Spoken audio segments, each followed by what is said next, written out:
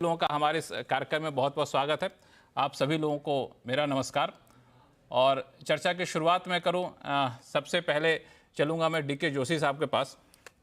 DK Joshi साहब, जब ये पॉलिसी आने वाली थी उससे पहले बहुत सारी निगाहें थी लोगों की, और चूंकि चुनौतियां बहुत होती हैं, आरबीआई को बहुत सारी चीज़ों में बैलेंसिंग एक्ट करना पड़ता है, लेकिन जो अपेक्षा थी या फिर कहें कि अर्थव्यवस्था की जो मांग थी, समय की जो मांग थी, उसको पूरा करने में ये पॉलिसी कितना सफल हो पाई है? देखिए, आरबीआई का जो फोकस है वो इन्फ्लेशन को 4% पे लाने का है। और अभी वो उस डायरेक्शन में अलाइन नहीं है, तो उनका ओवरऑल एम्फेसिस जो है वो इन्फ्लेशन कंट्रोल पे रहेगा। और जहां तक ग्रोथ का सवाल है उसका भी उन्हें ध्यान रखना है।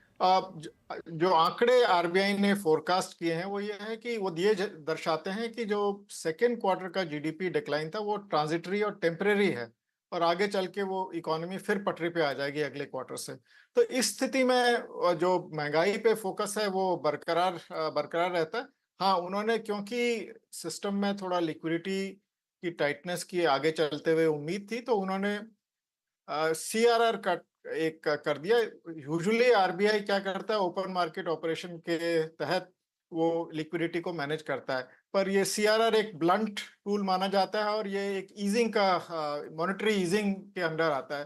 तो इससे फायदा मिलेगा। I think liquidity situation improve होगी, यील्ड्स हमने ऑलरेडी देखा नीचे आ गई। तो एक तरह से उन्होंने ग्रोथ को नजरअंदाज नहीं किया है, पर फोकस अपना इन्फ्लेशन पे रखा है। तो फोकस अपना इन्फ्लेशन पे रखा है। हीरानंदानी जी, हम लोग याद है कि इससे कुछ हफ्ते पहले आपके साथ जुड़े थे और हम लोग अर्थव्यवस्था के हालात पे चर्चा कर रहे थे।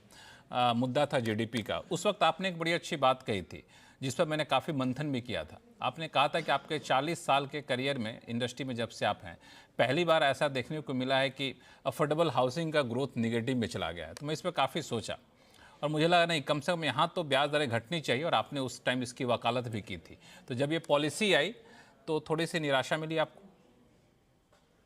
लक्ष्मण जी नमस्कार, बहुत खुशी होती है आपसे जुड़ने में। अ, मैं तो जी बहुत ही धन्यवाद। नाराज हूँ, क्योंकि मैं देख रहा हूँ कि इन्फ्लेशन के ऊपर जो जोर दिया हुआ है वो आरबीआई की फर्स्ट रिक्वायरमेंट है, और उनको उसके ऊपर न न इंतजार करेंगे तो गलत होगा, और जरूर करना है। लेकिन जो फूड इन्फ्लेशन के बारे में बात चल रही है, वो हायर इंटरेस्ट रेट रखने से मुझे नहीं लगता है कि फूड के प्राइसेस के ऊपर कोई काबू आ सकती है, क्योंकि सप्लाई इशू है, उसके कारण फूड इन्फ्लेशन हो रहा है। और आज की तारीख में इसको हायर इंटरेस्ट रेट रख के मुझे नहीं लगता है कि फूड इन्फ्लेशन के ऊपर आप काबू ला सकते हैं। Number one. नंबर टू, हमारे जो आपको उस सेशन में आपसे बात हुई थी कि अफोर्डेबल हाउसिंग के ऊपर जो नुकसान हुआ है वो बहुत ही जबरदस्त है। मेरे 40 साल के अनुभव में मैं नहीं देखा कि growth of affordable housing negative हुआ है। ये कभी नहीं हुआ है, मेरे पूरे 40 साल के अनुभव के से मैं कह सकता हूं। तो मेरे अंदाज से ये हायर रेट ऑफ इंटरेस्ट के कारण है, और लोगों को उसको काफी नेगेटिव इफेक्ट के कारण अफोर्डेबल हाउसिंग के क्षेत्र में नहीं होगा। जो मिडिल लेवल हाउसिंग है और लग्जरी हाउसिंग है, वहां कोई फर्क नहीं पड़ा, क्योंकि 1-2% के जो ब्याज के कारण कोई ऐसे नहीं है कि वो बोरोइंग नहीं करेंगे या कम बोरो करेंगे। तो मेरे अंदाज से ये आज की तारीख में हम जो अपेक्षा रख रहे थे कि कुछ राहत आरबीआई कर देगी, वो करना चाहिए। लेकिन जो दूसरी बात कही है, वो क्रेडिट रिजर्व रेशियो के बारे में जो किया है, क्रेडिट अवेलेबिलिटी बढ़ा दी है, वो बहुत अच्छी बात है। इसलिए बैंकों को इजी पड़ जाएगा कि क्योंकि डिपॉजिट्स में कोई चैलेंज आ रही थी, और बैंक्स को कलेक्शन करने में, क्योंकि काफी लोग अब जनरल मार्केट्स में, स्टॉक मार्केट में वगैरह, डेट मार्केट में इन्वेस्टमेंट कर रहे हैं, इसलिए जो डिपॉजिट अवेलेबिलिटी बैंक में है वो चैलेंजेस है, और उसके कारण भी उनका ग्रोथ रिस्ट्रिक्टेड हो जा रहा था बैंकों के लिए। तो इसलिए सीएआरआर का जो इंक्रीज किया है वो जरूर क्रेडिट पॉलिसी के हिसाब से सही किया है, और हम उसको वेलकम करते हैं। लेकिन जो रिजर्व बैंक ने ब्याज के ऊपर जो स्थिरता रखी है, वो I think it is overall negative for the economy, और शायद हमें कुछ करना चाहिए जनवरी के समय पर, और बजट के अंदर भी कुछ राहत देनी पड़ेगी कि ये पॉलिसी के अंदर कैसे ये बेनिफिट मिल जाए। ये आपने बहुत अच्छी बात करी कि जो उम्मीदें थी उस पर शायद आपको निराशा हाथ यहाँ लगी है। कामाकोड़ी साहब, इस पे मैं आऊँगा आगे चल के कि कई इंडस्ट्री या फिर जो सीधे B2C कारोबार में थे उनको था कि कंज्यूमर के हाथ में पैसा आएगा, लोन के रेट कम होंगे, ब्याज दरें कम होंगी तो वो लोग ज़्यादा परचेजिंग करेंगे, वहाँ पे निराशा हाथ लगी। लेकिन CRR में जो कटौती की गई उससे जो एडिशनल लिक्विडिटी मार्केट में आएगा उसको बैंक कैसे इस्तेमाल करेंगे? क्या इस फ्रंट पे यूज करेंगे? या वो लाइक से वो 50 बेसिस पॉइंट जो अभी रिलीज हो रहा है वो क्रेडिट देने के लिए, वो अलॉन्ग विद वो डिपॉजिट फंड के साथ वो भी क्रेडिट के लिए जाएगा। मगर वो लाइक से दी इंटरेस्ट रेट वो साहब भी हिरानंदानी साहब भी पता लाइक वो डिपॉजिट ग्रोथ और क्रेडिट ग्रोथ के बीच में वो बैलेंस है क्या, वो बैलेंस अभी ऑलरेडी आ चुका है करके डेटा से भी बोल रहा है। ये 50 बेसिस पॉइंट CRR रिलीज जो होता है वो एक्स्ट्रा सपोर्ट क्रेडिट देने के लिए जाएगा। तो एक्स्ट्रा सपोर्ट क्रेडिट देने के लिए जाएगा।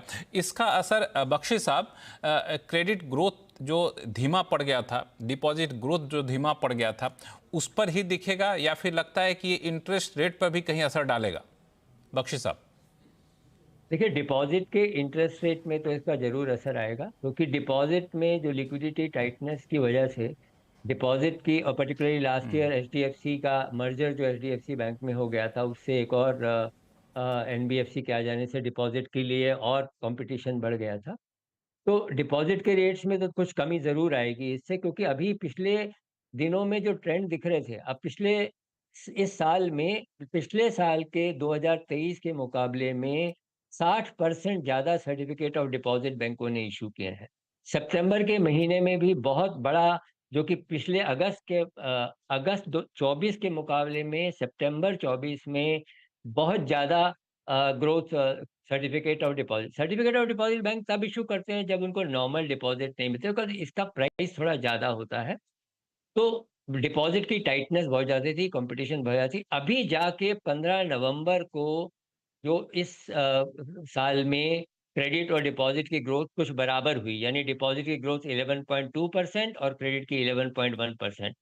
पर उससे पहले डिपॉजिट की ग्रोथ कम थी, क्रेडिट की ज़्यादा। तो CD रेशियो जो है बैंकों का वो डिस्टॉर्ट हो रहा था, और RBI उससे बहुत कंसर्न भी था। पर बैंकों के ऊपर भी बैंकों ने CD बहुत हाई रेट्स पर ली हैं और बहुत ज़्यादा ली हैं, तो उसमें अब कुछ राहत आएगी। डिपॉजिट्स के रेट थोड़े मॉडरेट होंगे, मैं ये नहीं कह रहा हूँ बहुत ज़्यादा कम हो जाएंगे, डिपॉजिटर्स को इसके बारे में चिंता की उतनी ज़रूरत नहीं है, लेकिन जो एक अनयूजुअल प्रेशर हो गया था डिपॉजिट रेट्स पे, वो कम होगा। लोन्स पे डायरेक्टली नहीं आएगा, क्योंकि अभी ज़्यादातर पोर्टफोलियो लोन्स का वेरिएबल से लिंक्ड है, तो रेपो रेट से बहुत लिंक्ड है। तो रेपो रेट अगर डाउन हो जाता तो इमीडिएटली बैंकों को वो चेंज करना पड़ता।